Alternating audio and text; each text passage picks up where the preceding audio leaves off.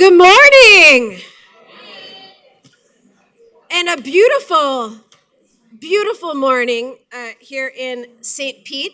My name is Dr. Kimberly Macquarie, and I'm the Director of Education and the co-director of the Innovation Labs here at the Dalí Museum. And I want to thank all of you for joining us for this session of our Coffee with the Curator series. I'm particularly excited because we are being joined by a very special guest, Alexander Rich, who is the current president and CEO of the Gibbs Museum of Art. And for many of you, you'll also remember that he was the executive director and chief curator of the Ashley Gibson Barnett Museum of Art at Florida Southern College. And you know, sadly, though, we've lost him away to the climes of South Carolina, you know, our loss here in Florida, because he's an amazing guy, which makes me super happy to be able to do his intro this morning. He is going to be discussing a very crucial period in art history, one that is certainly referenced in our current Alberto Giacometti and Salvador Dalí exhibition, which is the post-war world after 1945. I think you're going to find it edifying.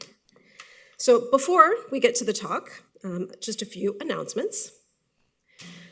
I'd like to thank the City of St. Petersburg for their continued sponsorship of this and other museum programming.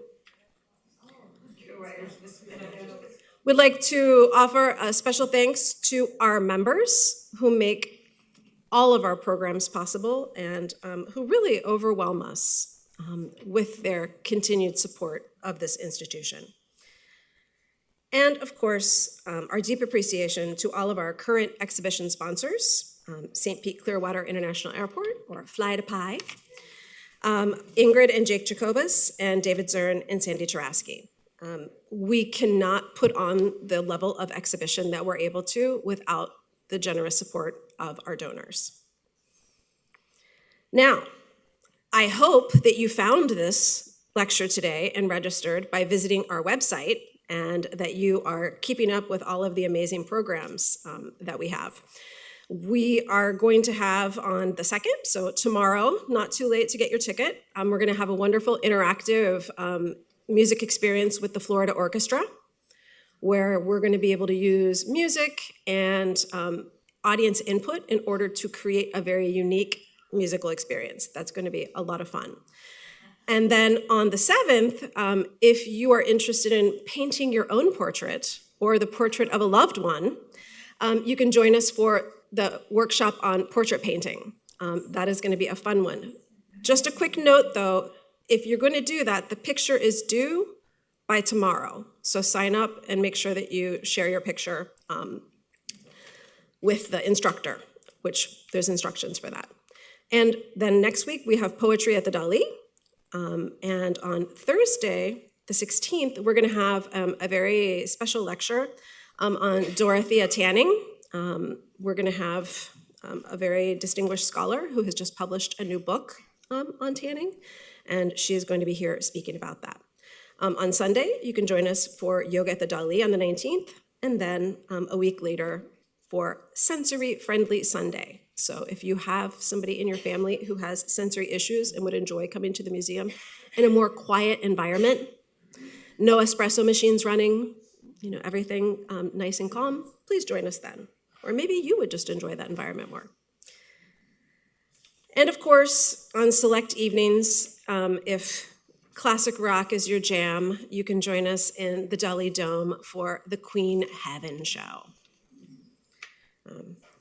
I get really sick with moving graphics, so I can't go in there, but I hear people really enjoy it. And I just wanted to give you a heads up, because most of you know that this will be the last lecture in conjunction with Alberto Giacometti and Salvador Dalí, because we have 2 new exhibitions that are coming soon. The Architecture of the Dalí, which will open on May 2nd, and Dalí in America, which will open on May 9th. Be sure to check them out. If you are really someone who enjoys a good party, then you might want to join us for the Dalí in America opening celebration on May 8th. We're going to have quite a fun time celebrating the kickoff of that exhibit. And of course, please join us again next month, first Wednesday, for our Coffee with the Curator, where we're going to have members of our visitor experience team sharing what brings you here, stories from the galleries and beyond, where they're going to interweave guest commentaries about the experiences that they've had here at the museum, often very transformative, and explorations of Dalí works. It's going to be a really interesting and unique event, so please join us then. Now, to get to the real deal. And I'm going to go ahead, and I've been instructed how to switch. Yes, I did it. Woo! Okay. It is my pleasure to introduce our speaker, Dr. Alexander Rich. He is the president and CEO of the Gibbs Museum of Art in Charleston, South Carolina. Before taking the helm of the Gibbs in the summer of 2025, Dr. Rich was executive director and chief curator of the Ashley Gibson Barnett Museum of Art at Florida Southern College, where he was also a tenured professor of art history and chair of the college's Department of Art History and Museum Studies. Dr. Rich is a specialist in modern and contemporary art history, with a particular focus on European and American art of the 19th and 20th centuries. He earned his Ph.D. in art history from the Institute of Fine Arts, New York University, and his undergraduate degree from Dartmouth College. He's a native of NYC, and he is the curator of more than 60 far-ranging and acclaimed museum exhibitions. And I'm sure many of you thought you were productive until you heard that just like on the side, he's curated over 60 exhibitions. Among those are Masters of Spain, Goya and Picasso, which is right up our alley here, Rembrandt's Academy, Chagall, Stories into Dreams, Toulouse-Lautrec and the Belle Epoque, The Art of the Highwaymen, and Rockwell Wyeth, Icons of Americana, all at the AGB. Prior to his professorship at Florida Southern, he taught previously in both the History of Art Department at the Fashion Institute of Technology, State University of New York, and in the City University of New York. During his undergraduate and graduate studies, he also worked and interned in both curatorial and education capacities, close to our heart, at museums including the Met, the Whitney, the Brooklyn Museum, and the Hood Museum of Art. In Charleston, he's currently overseeing a major expansion of the Gibbs Museum, something he might be a little bit familiar with from his work at the AGB, and something that's right on our minds here at the Dalí. And he is guiding the nearly 170-year institution into its next chapter, which is sure to be amazing with him at the helm. Please join me in welcoming Dr. Rich.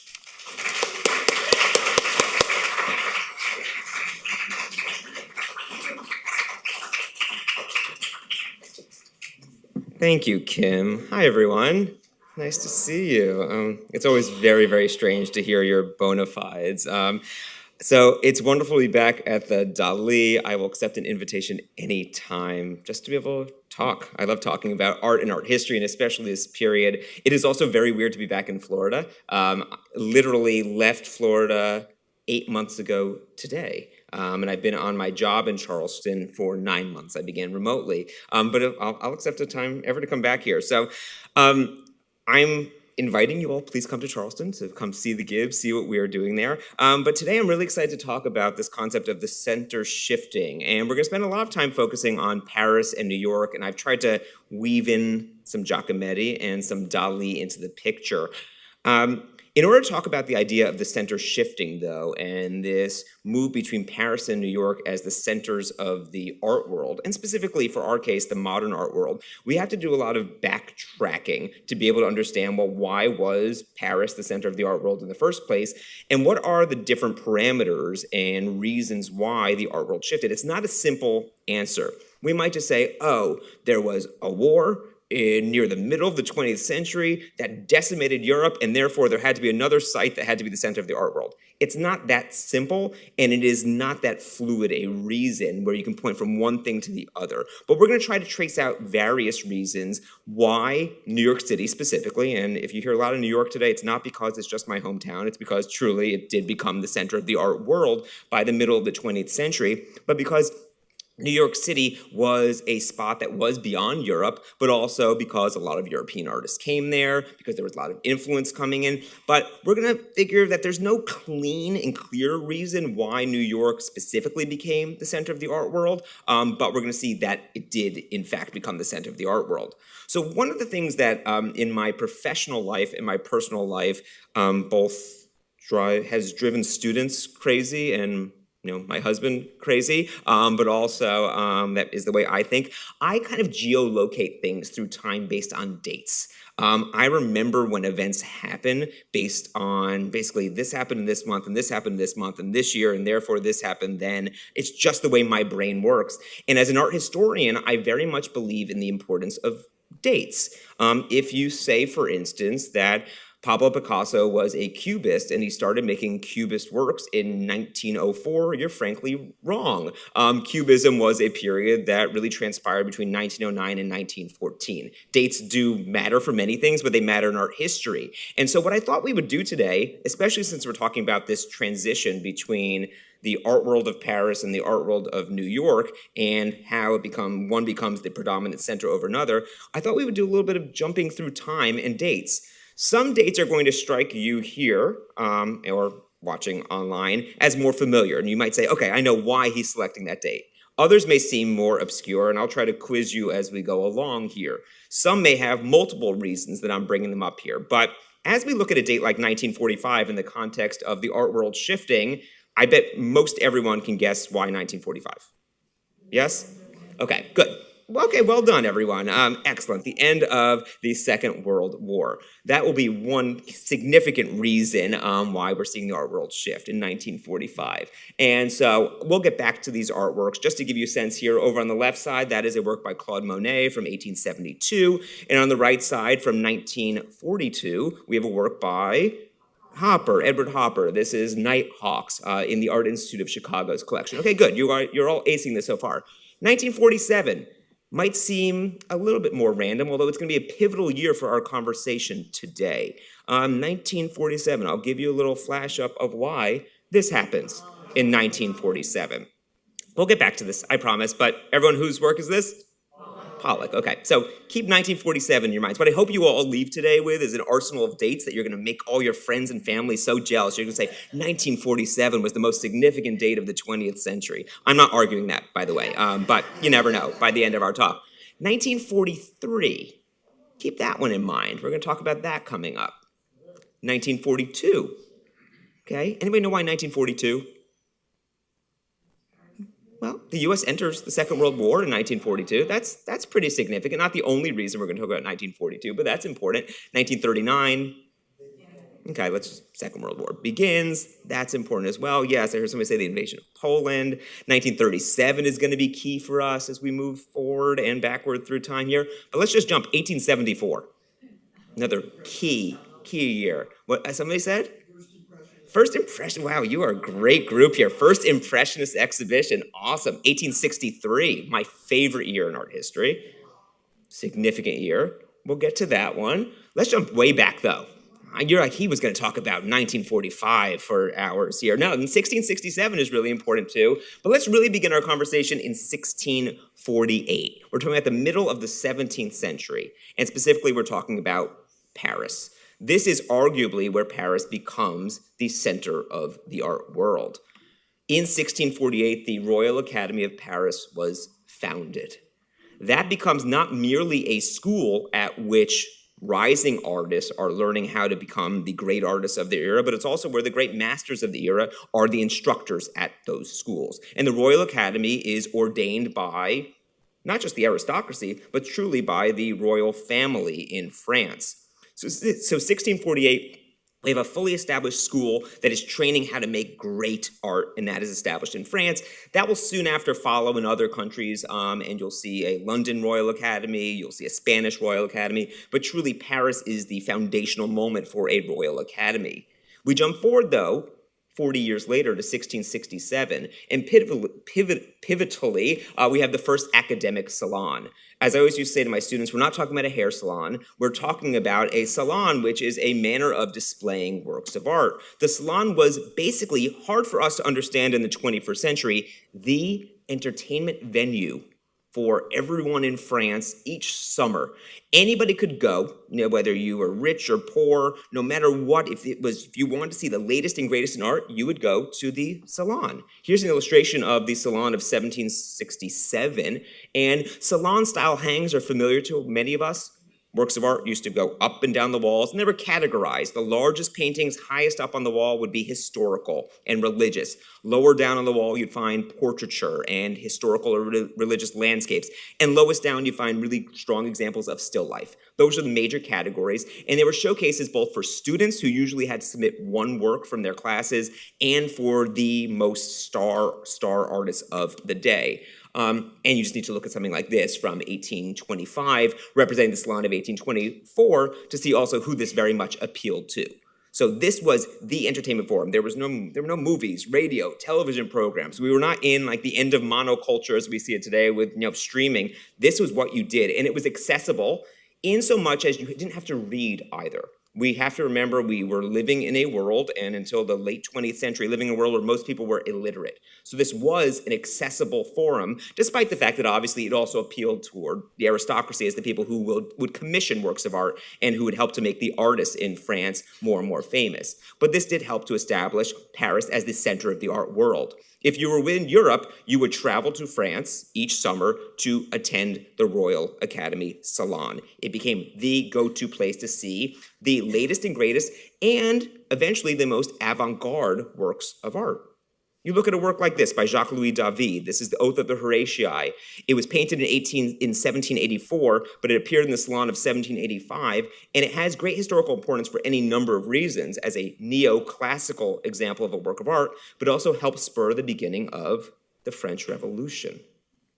David was a revolutionary figure. He used this painting to both appeal to the aristocracy and the royalty by saying this is a classic history painting taking us back to the 7th century BC in Rome, but also communicate to the people of France that when times are hard and when you have to fight for your rights, you need to rise up and fight till the death for things that are good. And this was communicated on two levels. This changed French history in the space of the Salon. That puts great gravity also on the value of France as the center of the art world, but also historically for art being a motivator of changing history. Théodore Géricault, leaping forward here to 1818 through 1819. This is the Wrath of the Medusa, probably the most iconic example of what we call romantic works of art.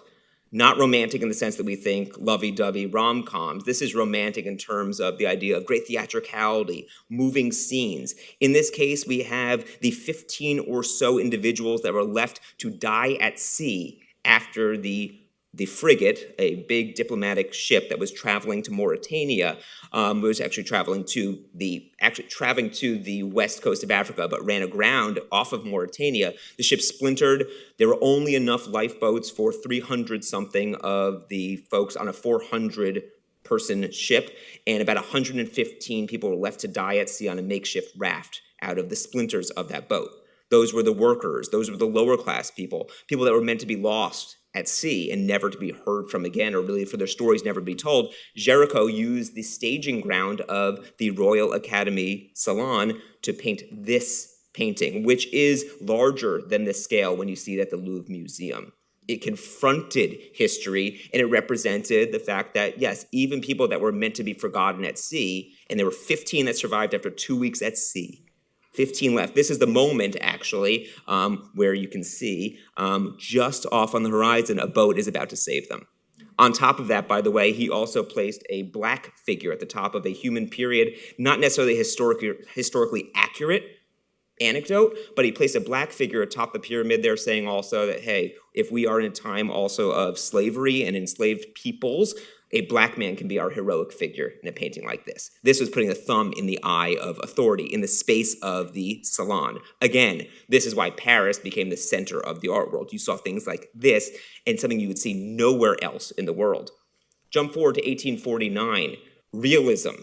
Gustave Courbet broke new ground, quite literally, with a painting called The Stone Breakers. Here, he has risen to the level of large-scale history or religious painting. Two men doing what is considered the lowest of the low kind of task in France at this time, breaking stones. This is not an extraordinary day in these men's lives. They're just breaking stones to use along the new train stations, or to use as gravel somewhere in Paris, or people's villas or their estates. They are breaking ground, they're nameless, faceless, and this was realism. It confronted people with the reality of the times in which they lived and raised the question of why would you bother painting something that is happening right now? That's what Courbet did in Paris in 1849. Jump forward here. Here's your 1863, folks. This is why 1863 is the year that I feel makes us modern art historians. This is Edouard Manet's Le Déjeuner sur l'herbe, or this is Luncheon on the Grass. This is a work that we say initiated the beginning of modern art. 1863 was the year that shocked the system. This work was submitted to the Royal Academy Salon, and it was rejected because of what you see here. People thought it depicted either a prostitute, or it was just too confusing, or why was that woman in the background bathing, and why is she out of scale?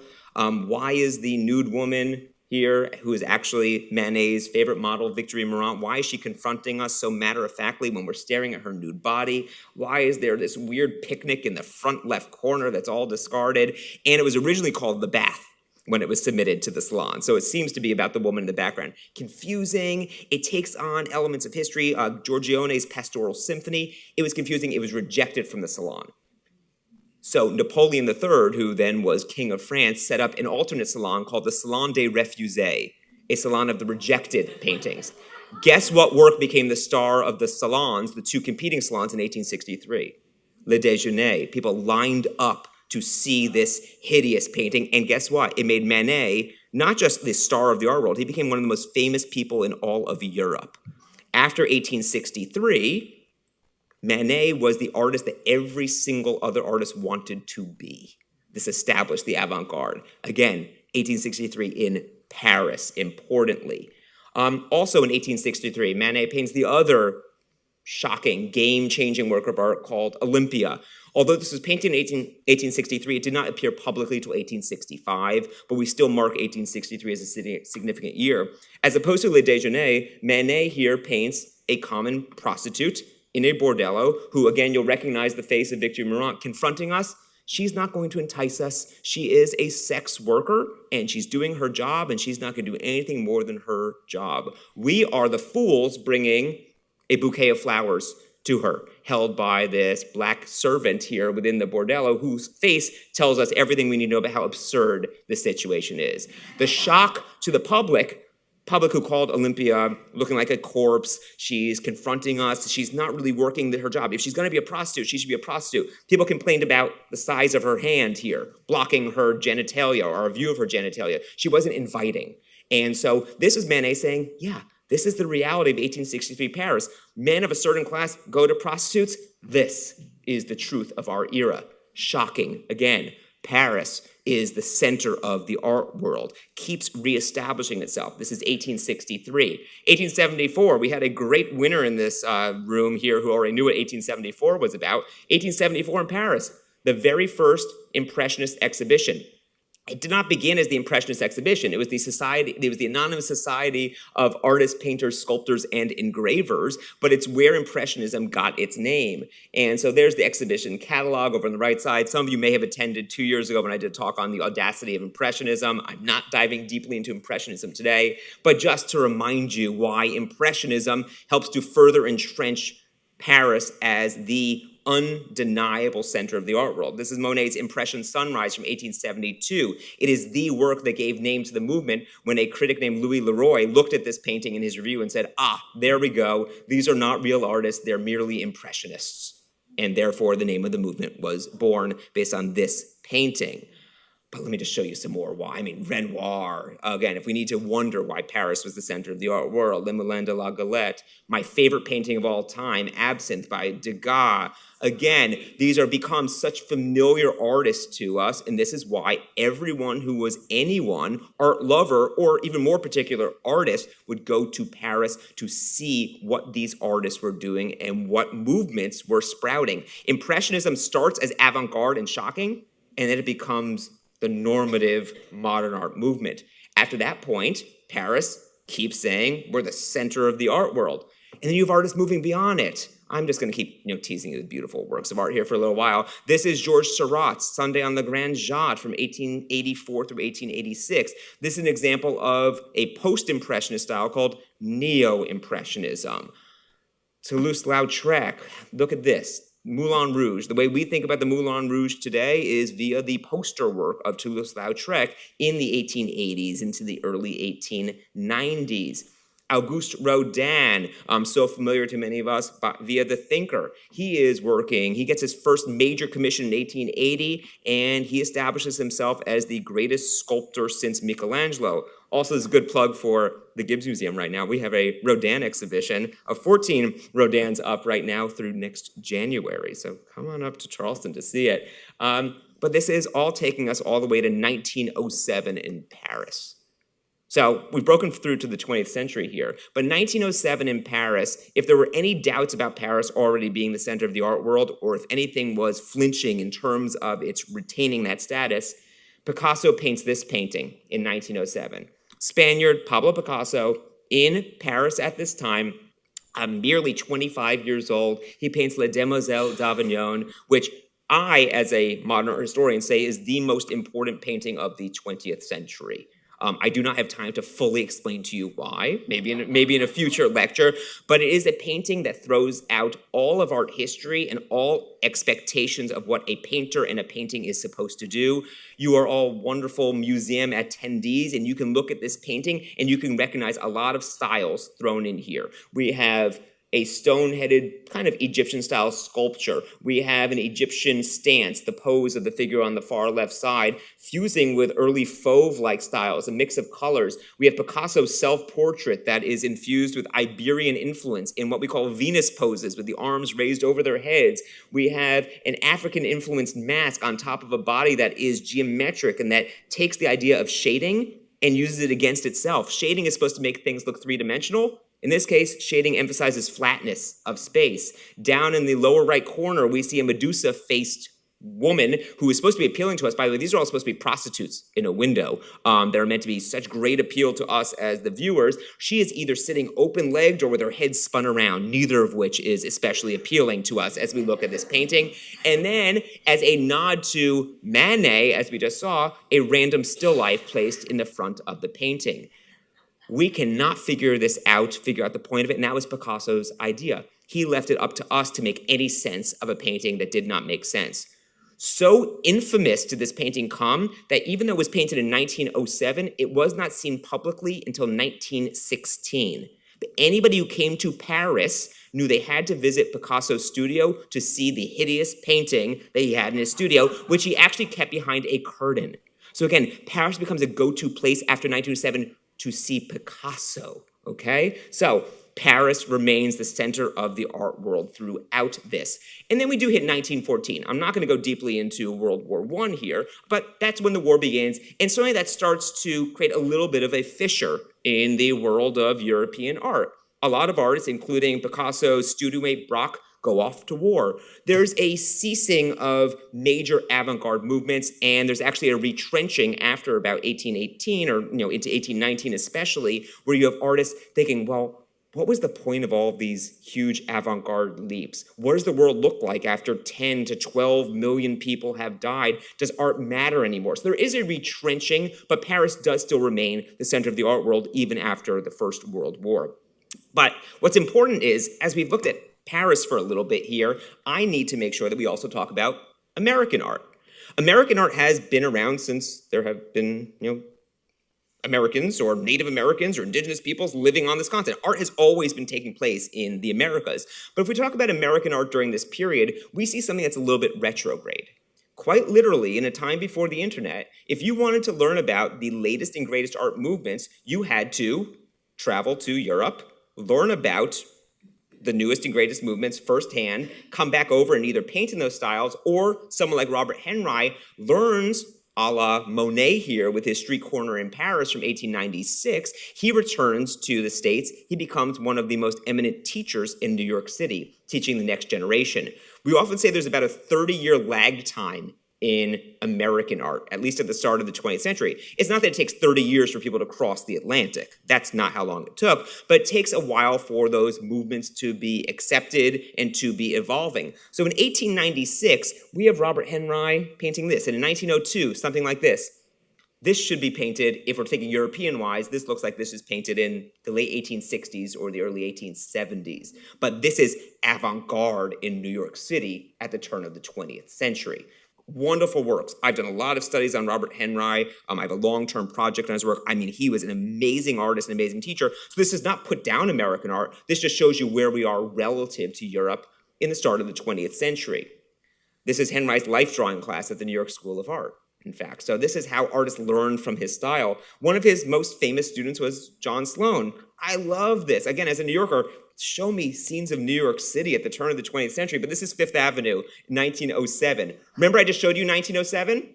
Compare this to Les Demoiselles d'Avignon in 1907. Again, this is not grading things side by side, but think about where we are relative to avant-gardism. It's a funny painting, Dust Storms Fifth Avenue. Look at those little kids running and screaming down there by the Flatiron Building.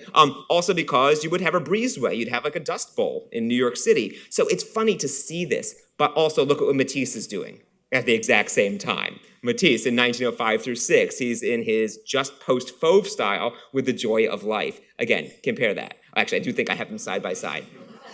And again, this is not, again, John Sloan is pushing forward a lot of what American art is, and we tend to call this New York realism or American impressionism, but usually New York realism when it comes to New York City scenes like that, and that was cutting edge. There was much less familiarity with contemporaneous artwork at the time. It was not easily communicated. Sloan's, I love this, Sunday Women Drying Their Hair, 1912. I love the scene that gives us the sense of the real life of New York City at this time. I also love, by the way, that this woman, I think unintentionally, is doing a Venus pose with her hand raised over her head. I wrote that in one of my early grad school papers. I was writing about bathing scenes in New York City, and I spotted that. I'm like, oh, it's a Venus. But compare that to what Picasso and Braque are doing. Right? Here's Picasso and Braque at the early stages of Cubism. Again, we have this dichotomy, neither good nor bad. It's just what's happening in two places based on that generational cycle of movements building upon other movements. George Bellows, great New York City painter, and this is his Cliff Dwellers from 1913. Look what we can learn about New York City in 1913. That's right. And the Cliff Dwellers are literally the lower classes that live in New York City. These are immigrants coming in and the lower class, and they're out on the balconies of these tenement buildings. There's no air conditioning in 1913. This is the sweltering heat of a New York City summer scene. But 1913, as we're looking at 1913, is really important. It's where we get the first real taste of European art bleeding into New York City. We're not going to see our full turn, as you all know already, until 1945. But in 1913, in New York City, there was something that we call today the Armory Show. It was officially called the International Exhibition of Modern Art, and it brought more than 400 works of European art to New York City. It was organized by American artists who did not paint in those styles, but who understood that there was an importance for American audiences, and especially New York audiences and New York artists who are coming of age, to see what was happening in Europe. So 400 works come over to the US for the first time, and take a look at the names here. Delacroix, Degas, Cézanne, Renoir, Monet, Seurat, Van Gogh, Brancusi, Duchamp, Archipenko, Gauguin, the list goes on and on. Imagine what it would have been like in February and March of 1913 to attend the Armory Show. The star of that show, for not good reasons, was Marcel Duchamp's ever infamous Nude Descending a Staircase #2, today in the Philadelphia Museum of Art, 1912. This appeared, first of all, this was rejected from the Salon in Paris in 1912 because it was not a true Cubist work. So Marcel Duchamp was pissed off at Paris and at the Cubists. And then this work appears in New York City in 1913. And when it appears in New York City, it becomes the laughingstock of New York. It is too abstract as far as New Yorkers can understand it. And not because people couldn't conceptualize what abstraction was. I mean, people understood that, but because it was called Nude Descending a Staircase #2, that was just a point too far. They couldn't quite see the nude. And just to help you again, I always think of this is almost like those wooden posable figures that artists use in their studios. And you can see at the bottommost point here of the stairs, the head of the figure, the bust of the figure, the bicep, the forearm, the torso, and the legs. This appeared in New York City, and the reviews said that the nude descending a staircase looks like an explosion in a shingles factory. That was Duchamp's review. The New York American, one of the leading newspapers at the time, ran this cartoon, The Rude Descending a Staircase. What this goes to show you is that a lot of modern art, despite its acclaim, or somewhat lack of acclaim on Duchamp's part in Europe, does not go over very well in New York City in 1913. But there's an awareness of it. And look what we start to see. 1915, the great Max Weber. This is his Chinese restaurant in the Whitney Museum's collection. Notice a decided change here? This shows an awareness of Cubism and Futurism. Marsden Hartley, Portrait of a German Officer. This shows an acute awareness also of Cubism, but also of abstraction, taking objects to represent the portrait of a person here. In this case, this is a portrait of his lover, Karl von Freyberg, whom he met while he was over in Europe during the First World War. He died in Europe, and this is tribute to his lover who died in war in an abstract form. Georgia O'Keeffe, Pink and Blue, too, also from the Whitney's collection. This takes synesthesia into account, the idea of music and colors intermingling. Again, we see this not definitively because of the Armory Show, but we do see a decided change in many artists in terms of their modernism in America after the Armory Show. Just because we're here at the Dalí Museum and we want to talk about Giacometti and Dalí as well, 1924 is a pivotal year in Paris. We're back in Paris. The Surrealist Manifesto is published by André Breton. That's where we get the first full statement of the intentions of the Surrealists. So that situates us now in the 1920s, if you're keeping track of how we move along here. Paris is definitively the center of the art world when Breton announces the next new movement, growing out of Dada into Surrealism. Because we want to see some of our favorite characters here. André Masson is one of the leading artists of the movement. He's the one who connects with Giacometti first, so important to bring him in. This is the sleeper from 1923 through 4, so you're seeing early Surrealist forms. Miro with Tilled Field, also 1923 through 1924. And because we're going to talk a bit about them as we move along here, especially into the next decades, there's Dalí in 24 with Bouquet over on the left. And there's Giacometti with his potatoes in 1923 through 4. Are they surrealist yet?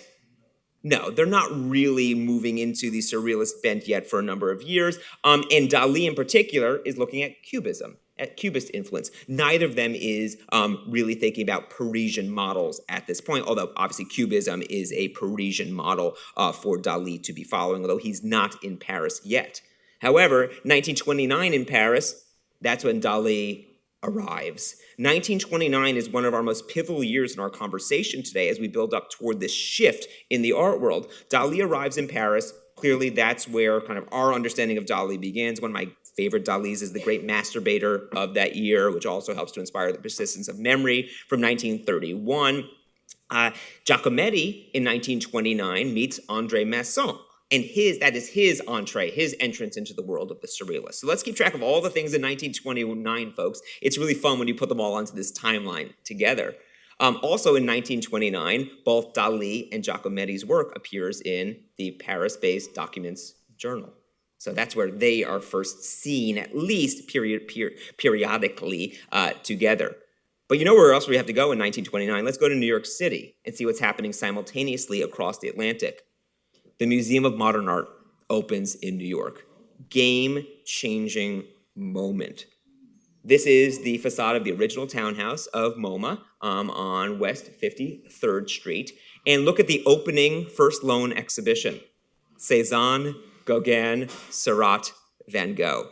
In 1929, you're also talking about a different generation of artists who would have had exposure to the Armory Show in 1913. We're talking about a very different world, too, right? The world post-World War I is, nobody thinks there's going to be another war like that, right? That was the war to end all wars. And now we have a whole generation 15 years later who are being exposed to these artworks, which are now retrograde, by the way. Cézanne, Gauguin, Seurat, Van Gogh. We're talking about works of art that are 30 plus years old at their most recent. Van Gogh dies in 1891, okay? So we're talking about nearly 40 years beyond Van Gogh. And just look at those works. They're still in MoMA's collection today. But let's leap forward, though. 1936, another key year in New York City.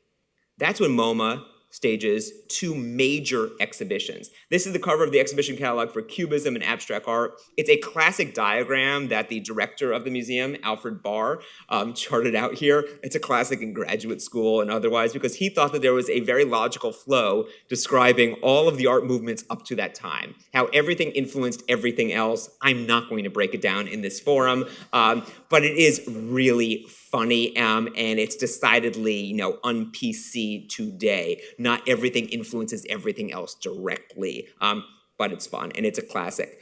But I'm going to flash these up quickly. Just look at this show. Imagine being in New York City as, especially for our purposes, a rising artist or appreciator of art and going to this exhibition in 1936.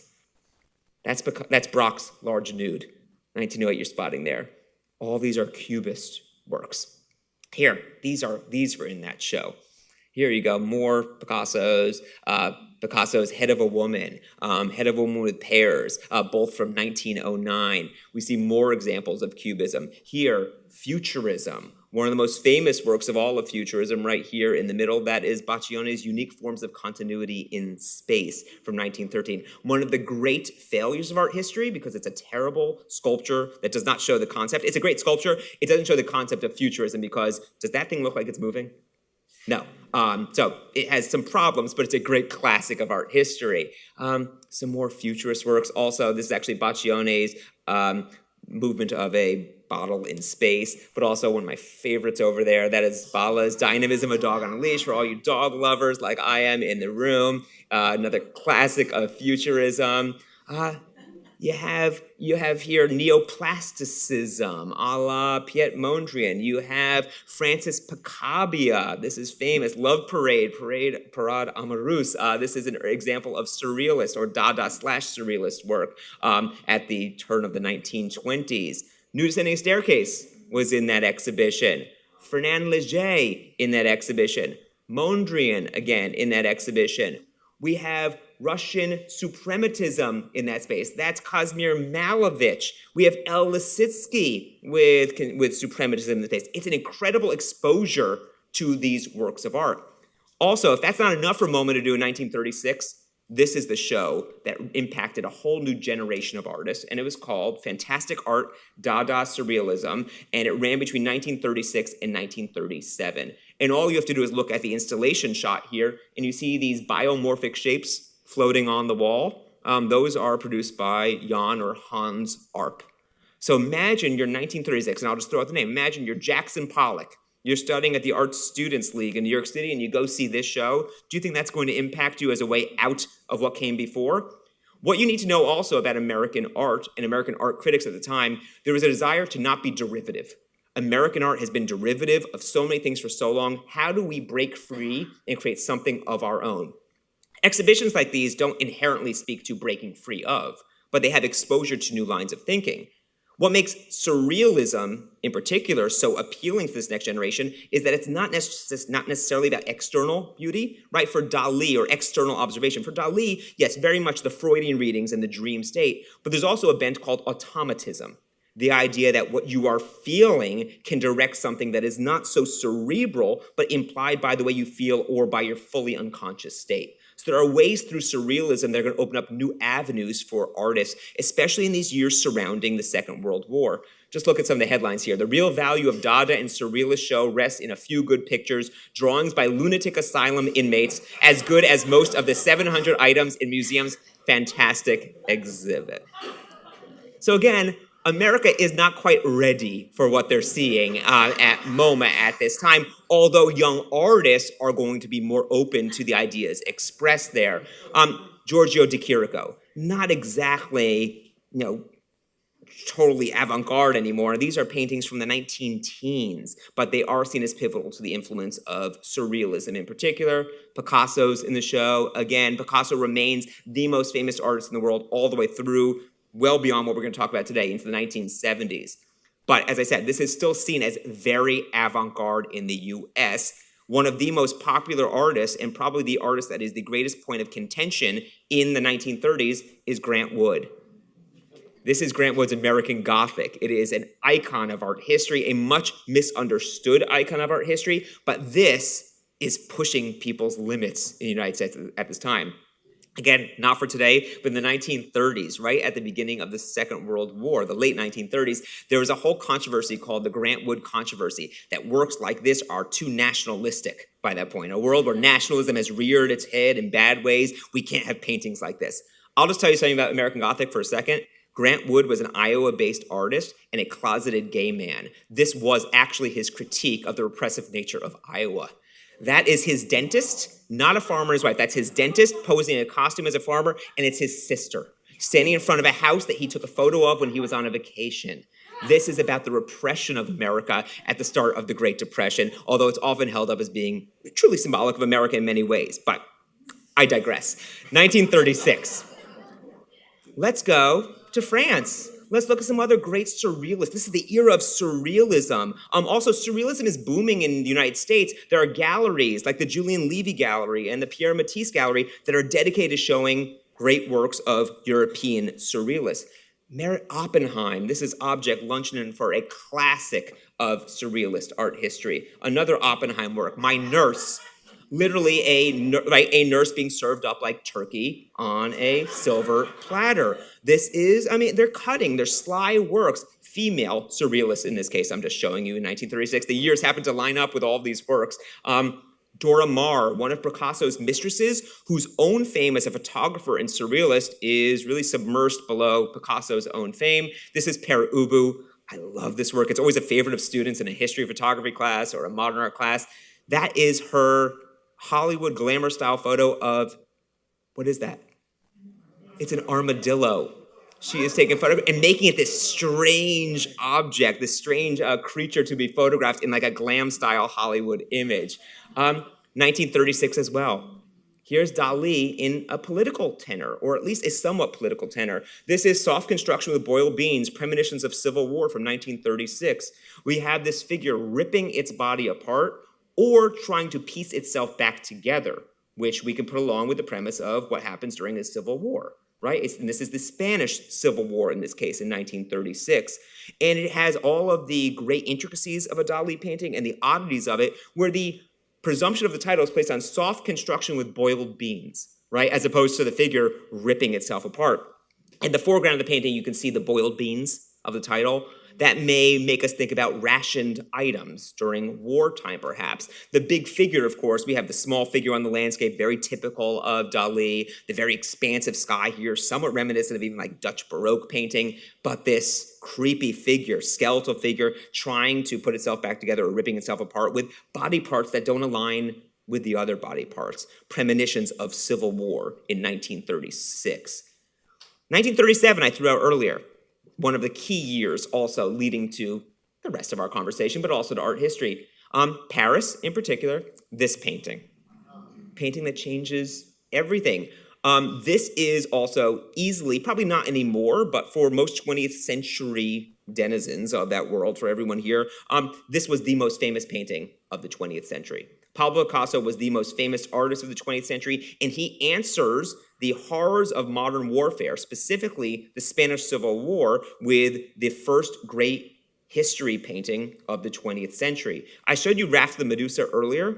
Probably Raft the Medusa and Liberty Leading the People by Delacroix were probably the last great history paintings. Picasso in 1937 creates this massive 17-foot-long painting addressing the horrors of modern warfare. In modern warfare, how do people die? How do cities like Guernica get obliterated? Bombs. Bodies are blown apart. They're not lanced by swords. You have a body blown to pieces. You have a mother over here with her dead child in her arms, evoking the idea of the religious Pietà, the idea of the Virgin Mary with Christ in her arms, now in a modern era. Picasso creates this emblem of the world. And sadly, folks, everything we read in the news today, my mind keeps going to Guernica. I always kind of want to repost Guernica. Everything we think about going on in our world, this still resonates timelessly and sadly. I think about like refugee crisis. I think about wars. I think about everything that makes this a timeless work of art. And of course, it's Picasso who does it. Terrible man, brilliant in terms of what he does, but this establishes a precedent. Again, Picasso keeps knocking it out of the park. What does art look like also post-Guernica? And here we are only in 1937. We haven't even broached the war yet, but Picasso has made this work. 1943, I threw out earlier. Guess where Guernica heads in 1943? It's in New York City in 1943 through 1981, actually. I was born in 81. I never got to see Guernica at MoMA, but it was there from 1943 through 1981. Imagine that impact. The most famous work immediately in its own time in New York City from the time of World War II all the way through the Cold War years into the 1980s. And that's where it could be appreciated at MoMA for this whole new generation that we're going to continue to talking about. In 1950, of course, Jackson Pollock paints a painting like this. And do you think Jackson Pollock had zero awareness of Guernica when he paints this? Absolutely not. Put these side by side, similar scale. You go from Guernica, figurative, evoking Picasso's collages of the past, to completely non-figurative painting, which we will get to as well. But let's go back to 1937 for a moment. We have Guernica in 1937 being painted in Paris to be shown at the Spanish Pavilion at the International Exposition that summer. Paris is still the center of the art world. Not that we need to question that. Picasso has definitively said we are still the center of the art world. In 1937, though, for a brief interlude, let's leave Paris and go to Munich. Another key year in the disintegration of Europe being the center of the art world. There's the Degenerate Art Exhibition.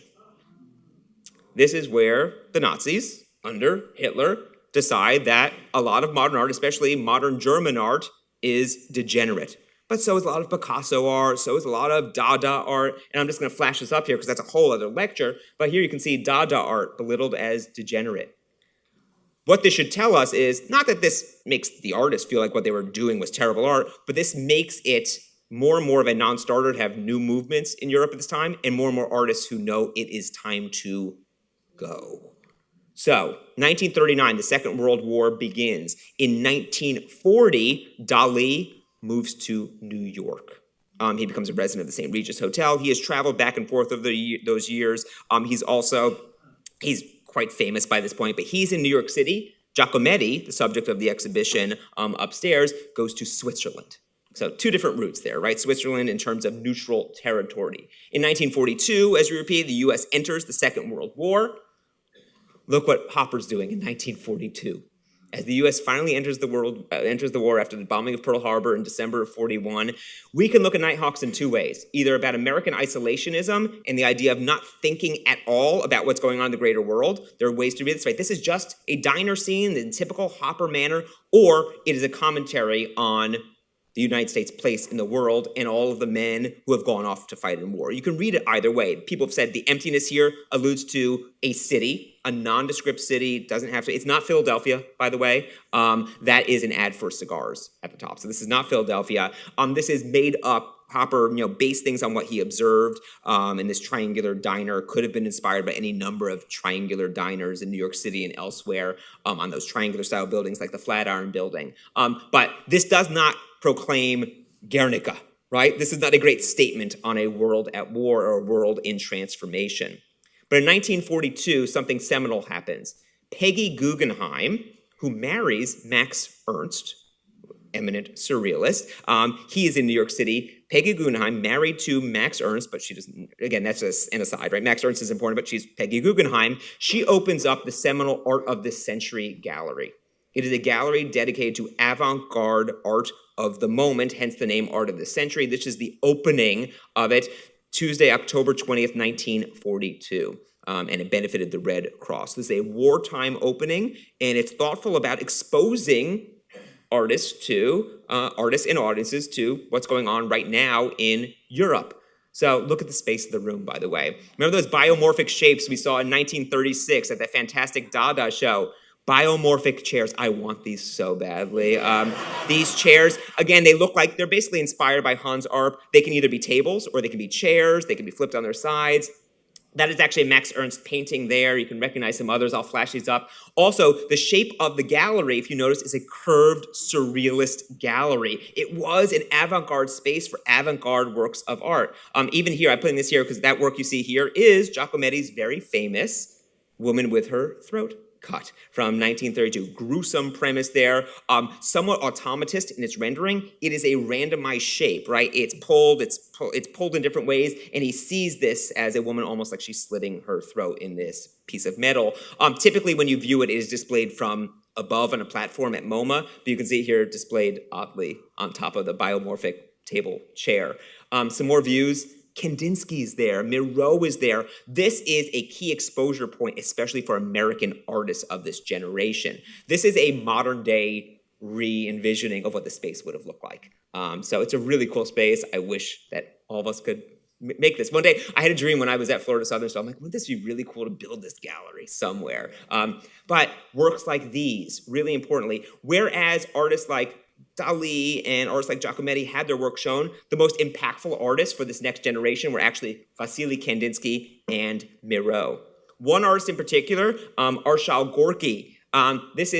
He was an Armenian-based artist who came over to the United States around 1920. And he was influenced primarily and initially by his memories of fleeing the Armenian genocide. His mother and his sisters were left behind, and he focused on this one photograph he had of his mother. And he worked on it over the course of, look at that, 7 years on this painting. He was deeply influenced by Picasso initially, a young American artist who was a foreigner coming to this country, trying to find his way through new forms and new styles. And you can see similarities with Picasso around the same time period. Gorky suddenly moves, though, beyond that. 1930s, well, what do you think he's had exposure to now? He's seen more and more surrealist forms. He's seen Miro. He has seen Kandinsky. But he's also still thinking a lot about Picasso there, too. So it's kind of like you're absorbing Picasso and surrealism in one. And then Gorky breaks from it all. In 1943, you can see here the garden in Sochi, memories of Russia or Russian territories in his mind. He starts to go messy. He starts to go biomorphic. He starts to go automatist there. I challenge you to see that garden in Sochi over on the right side. It is much more about the way he's feeling. And so what you should know about Gorky, though, is he was a deeply suffering man. His studio burned down. He broke his back. His wife and children left him. Very, very troubled. And actually, he dies at 44 years, 5 years after this, by the way. He never even makes it into the 1950s, 44 years old. But a figure that would have been a prime figure in the abstract expressionist movement, because when you look at Garden in Sochi here, look at this, folks. In 1943, who do you think Pollock was aware of? Gorky. That's Pollock as Gorky in 1943 with Blue or Moby Dick. And we'll get back to Pollock here in a few moments here. But remember Gorky. Gorky is one of the first American artists, again, Armenian-American artist, but we call that an American artist, who is deeply influenced by what he is seeing at MoMA and the Art of this Century Gallery. So 1943, to go back to this, in June 14th specifically, that's when Paris falls. Paris falls in 1943, and at that point, we have the major self-imposed, but also war-imposed exile of major artists. Just look at this list. Marcel Duchamp, Fernand Léger, André Breton, André Masson, Yves Tanguy, Amédée Ozenfant. I didn't mean Marc Chagall, sorry. That's not like his relative, Marc Chagall. Max Ernst, Mondrian, and Dalí. They all end up in New York City during the war. This is important. In 1943, the Federation of Modern Painters and Sculptors in New York City put out this statement. This country, the US, has been greatly enriched by both the influx of many great European artists, some of whom we are proud to have as members of the Federation, and by the growing vitality of our native talent. Since no man can remain untouched by the present world upheaval, it is inevitable that values in every field of human endeavor will be affected. As a nation, we are now being forced to outgrow our narrow political isolationism. Now that America is recognized as the center where art and artists of the world meet, it is time for us to accept cultural values on a truly global plane. So already this American-based group sees itself as the center of the art world in 1943, mostly because Europe has moved out of Europe and has come to New York City. Max Ernst reflects on this period in 1946. Again, Max Ernst, major surrealist artist, married to Peggy Guggenheim. During my first months in New York, there were many Paris painters here. That was 1943 when he was first in New York as well, truly. At first, the Surrealist group seemed to have real strength, but little by little they began to break up. It was hard to see one another in New York. The cafe life was lacking. In Paris, at 6 o'clock on any evening, you knew on what cafe terrace you could find Giacometti or Éluard. Here, you would have to phone and make an appointment in advance. And the pleasure of a meeting had worn off before it took place. As a result, in New York, we had artists, but no art.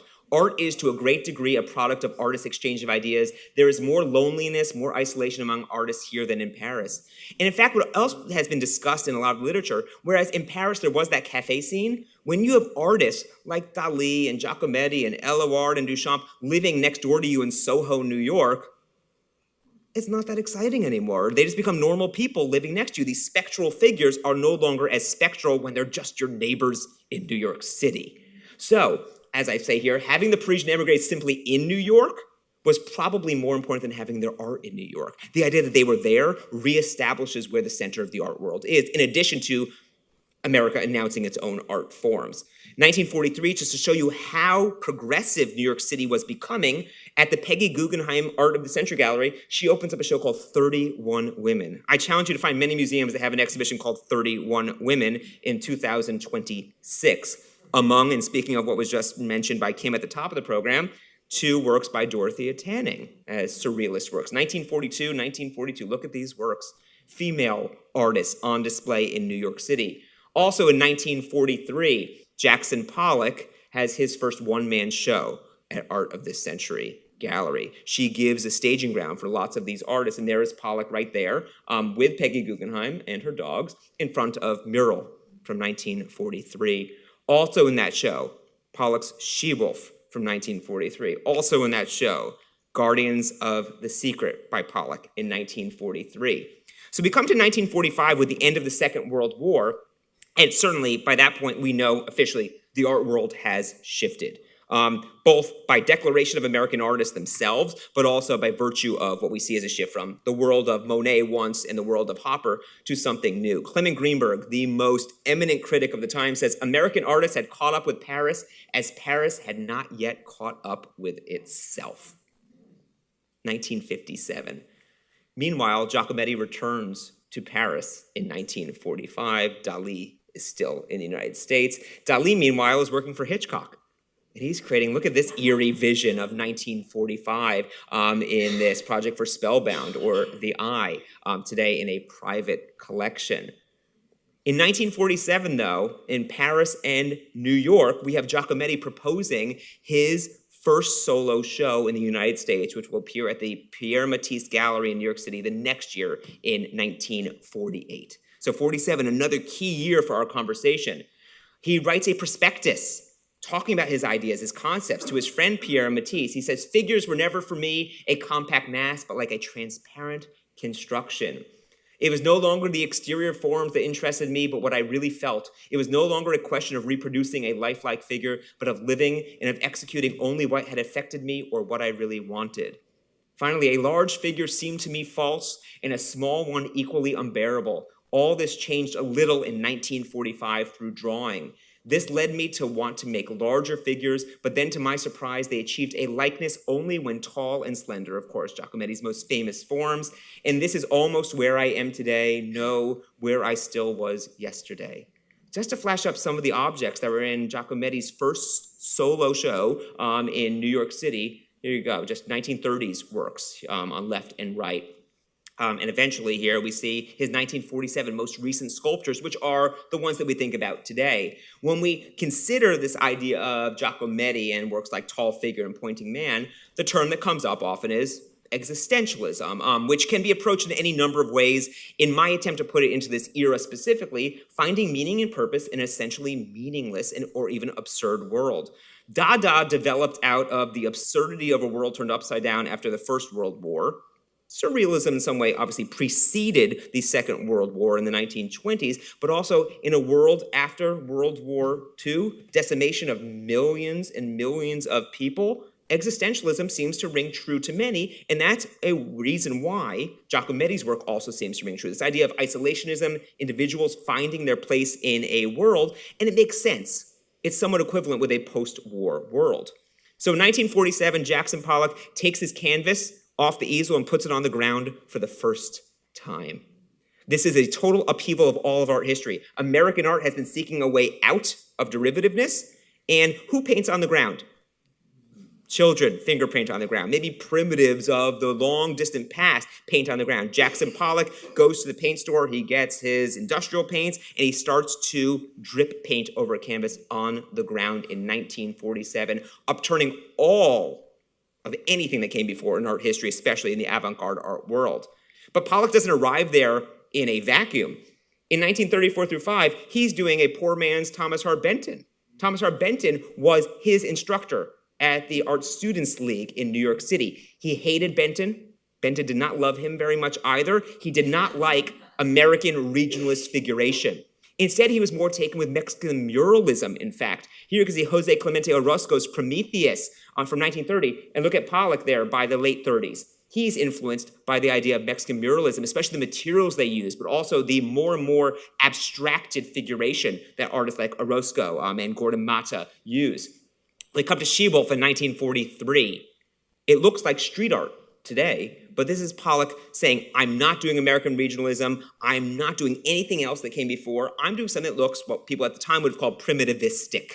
And you can see the splattered paint below, what appears almost like a cave painting. This shook the art world already in 1943. Again, Guardians of the Secret, he starts to develop this less and less figuration. You see this, I always call it like a chupacabra or something down at the bottom of this painting here, some kind of creature, and these totemic forms holding, or the guardians are on the side, they're these sentinel figures. They're holding what looks almost like a mature Jackson Pollock painting in the middle of the composition. If you remove all of the outer shell and just look at the interior here with this glyphic mark making, it kind of looks like Mural from 1943, which was the standout work at that Art of the Century Gallery show in 1943. But it is 1947 that definitively where we say the art world shifts. Truly. I mean, 1945 is a time where it happens, but we have finally a definitive American art form when Pollock does this.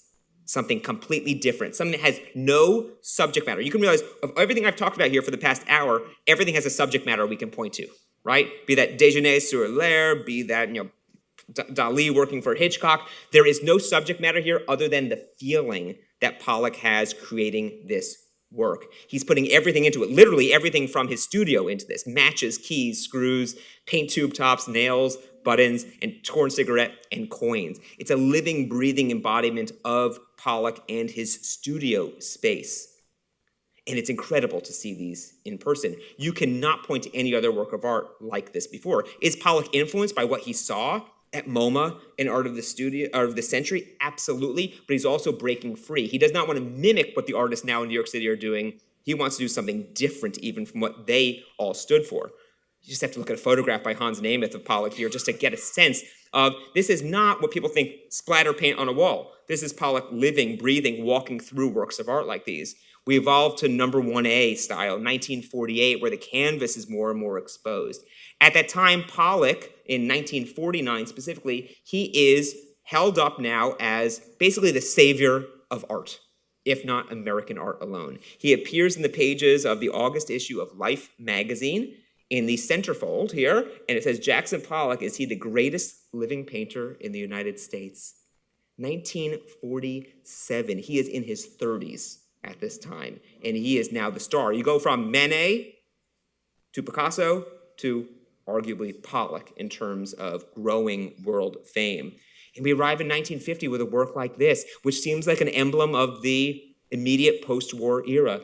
It's renditions of gray and white and black. It is somber, it's melancholy. Again, think about this next to Guernica, and think about that conversation point of losing oneself, feeling oneself within the space of a painting.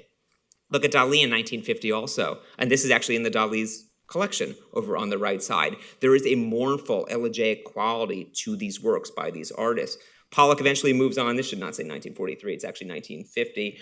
Pollock moves on to purely black pour paintings. He's pouring paint directly into the canvas. These are, again, sad, motivated by the moment in which they're made. 1951, beautiful, beautiful works. Nothing attached to anything before, although they read a little bit more like Miraut's. They read a little bit more like Kandinsky's, and he becomes a little bit more figurative in the 1950s when he starts to go on and off the wagon. Clement Greenberg, who acclaimed Pollock at this stage to be the savior of all of modern art, and that modern art has nowhere else to go after you just have paint on a canvas, he starts to say he's lost Pollock at this point because Pollock's gone back to figuration, in fact. And you get to something like this in 1953, a beautiful late work by Pollock, and he's nearly completely figurative again. Although we hold up that moment, 1947 through 1951, as peak breaking free of all the past. In 1956, Pollock dies at 1944, just like Gorky had died just years earlier. On 1955, to backtrack, Giacometti gets his first major show in the United States, 1 year prior to that at the Guggenheim Museum. And in the 1950s, just to flash up here in our final few moments, we have artists like Willem de Kooning, who is figurative throughout. He is surely influenced by artists before his time. Here we see, obviously, the female figure, which has become the central conceit of all of Western art history. But you can see there is something surrealistic about it. There is something a little bit automatist about it, the messiness with which this is made. And these are all works that are deemed abstract expressionists, which was an attempt by critics to attach it to earlier art movements. One critic, Harold Rosenberg, wanted to call this action painting, to create a whole new version of artwork for this time. The term that won out, which attaches it to art history, is abstract expressionism, alluding to expressionist movements, especially German expressionist movements of the 19-teens and beyond. But look at de Kooning in 1939. Who does that remind you of that you've all seen today? Looks like Miro. It also looks like Gorky, who's looking like Miro. So you see there is an evolution here as well. But also, de Kooning is giving it a uniquely American spin. Whereas he's looking at Miro, absolutely. He's looking at Gorky, who has passed by this time. He's also looking at American pinup culture as well. He's poking fun at the definition of what women look like in the middle of the 20th century in New York. Look at the smiling, grinning face, the large breasts. This is now surrealism and abstraction fused together in a uniquely American form. This idea of the existential breathes through some other final movements here. Mark Rothko, 1940s, 1950s. You look at works like this, these escape all figuration, and this is what we end up calling color field painting. And color field painting takes on this idea of the sublime, the idea of looking at us as individuals, as people before things that are much vaster and greater than we. The idea is to be lost in the religion of a painting like these. The idea that you're in awe of the paint, in awe of the scale placed before these works. So you look at something like Rothko's number 18, 1948, you are supposed to stand before this painting and be no farther than 18 inches, as specified by Rothko himself. So if you go to museums and a Rothko, say Rothko is the one who told you to stand a foot and a half away, you're supposed to not see taking the whole painting as one big composition. You're supposed to see the beauty in the way it's painted and be lost in the gorgeousness of the paint itself, but also think about your relationship to it. That's existentialist in many, many ways, the idea of the sublime, that feeling. Guess where Rothko started? He didn't just wake up one day and say, I'm going to do color fields. Well, if you didn't know better, that Slow Swirl by the Sea was by Rothko, you would think that is a Miro. And guess what? He would have seen this at MoMA in the 1930s. And in 1944, he's moving through that. And he starts, and that's what it looks like in person, a beautiful painting at MoMA. He starts to pull back on figuration. You see figures in front of color fields over on the right side. And the figures start to pull back, and the color fields start to pull forward. I love looking at Rothko because there is a logic to where he's moving. And eventually you get no more figures, and color fields become the prominent forms. Color fields upon color fields, moving, beautiful experiences out of pure color, form, and paint on a canvas. Finally, the last major project Rothko creates in his life is the Rothko Chapel. He never got to see it live to fruition because he dies in 1970. He dies by suicide. Tragic generation. And by the way, Rothko was a Russian-American Jewish artist. So he was also like Gorky from elsewhere. And de Kooning was a Dutch-American who was in New York City. Rothko creates this chapel, which if you've not had a chance to ever to visit, you can't photograph it. It's in Houston. It is one of the most moving experiences. It's all these renditions of black and brown tones in a space that is a secular chapel reflecting on the past. I mean, think about this. As a statement of a Cold War era world, this is very much a part of it. And finally, the last artist we look at here, Barnett Newman. He's facing the same existential concept. Barnett Newman had two central facets of all of his works of art. He called it the zip placed up against a void. The zip represents us as the figures or the artist in front of the void of everything else that's out there. So you see, one meant one. Here we are that flickering orange line faced with the rest of everything that there is. Vir Heroicus Sublimis from MoMA's collection, a mural-sized, Guernica-sized painting that also faces us with kind of the oblivion of what else is out there in a heroic manner.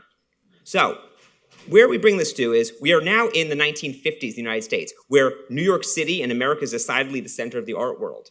So we're not looking back anymore for the most part if you're looking for avant-garde forms. We see the second generation of abstract expressionists, including such examples as Norman Lewis and Helen Frankenthaler. And they are moving farther than, say, a Pollock or a Rothko or a Newman is moving there, new forms of art. But also what we get is uniquely American spins that are saying, hey, we've reached the peak of modern art and abstraction. Let's think about a new kind of figuration, which we all see as uniquely American today. You see on the left, Jasper Johns' flag from 1954. You see Andy Warhol in 1962 with an orange Maryland. I challenge anyone to not look at these and say, that's American art. Of course, it helps to look at the American flag, I know, but this is American art. That would not be the case except for saying, we don't want to be like Jackson Pollock. We don't want to be like anybody else. We want to go back to figuration, but figuration that speaks to the American scene. So in 1965, Giacometti has a retrospective at MoMA and at Tate, his next major museum exhibitions. He is fully established as a star in the United States and worldwide. So you have some artists who do defeat that. Giacometti isn't necessarily the greatest household name, but he is an artist who defies that, and he gains fame primarily because his art is fascinating, but also because it seems to speak to the world of a post-war America and well beyond, and that existentialist dread. In 1966, however, Giacometti dies in Switzerland. So he reaches kind of the peak of his fame, and then he passed away in 66. But also, really interestingly, to close this up, in 1966, All Worlds Collide, where Andy Warhol directs Salvador Dalí in a short film called Salvador Dalí in New York City, the same year. So that is my time, everyone. That is how the center shifts.